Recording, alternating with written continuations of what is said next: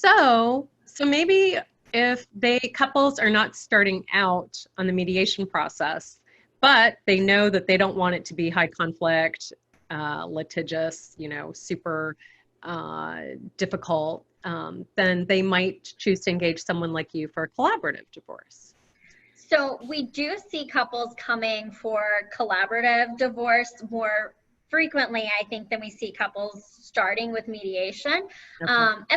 And part of that is honestly because I would say most couples who end up in the collaborative process, they have gone to see individual attorneys, or at least one of them has gone to see an attorney expecting to litigate. And that attorney may suggest to them, hey, it sounds like you guys aren't so far apart. Maybe the collaborative process would work for you. So generally they'll end up in that process because one of the attorneys has suggested that that makes sense for them. And then if the other side agrees, then they enter that process. And so that's why that usually starts in the beginning. And it's not that just the general public knows more about the collaborative process than they know about mediation. They don't.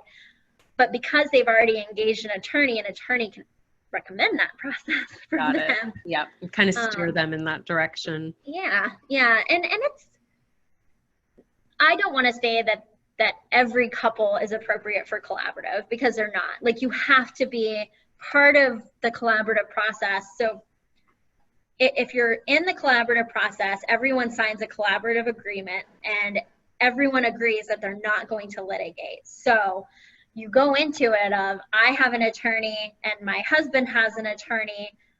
And so we both have independent counsel to give us independent advice, but we're going to be open and transparent about our finances and about everything related to the divorce to try and make these decisions that make sense for everyone.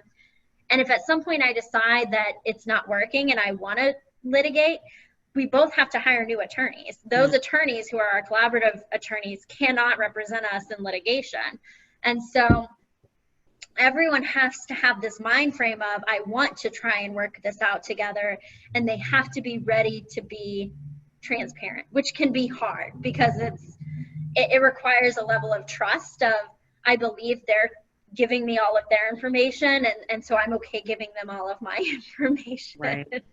And so not every couple is at a place at the beginning of divorce to do that. But if they are, it works wonderfully, because like I think we talked about a little bit, we can bring in those coaches, like your last guest, Nikki, who can help the clients find solutions that work for them.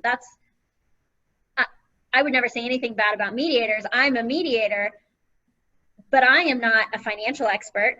I am not a tax advisor. I am not a real estate agent. So there are a lot of things that coaches can advise my client of that I can't, as the mediator, tell the parties, because that's not my area of practice. I have no idea.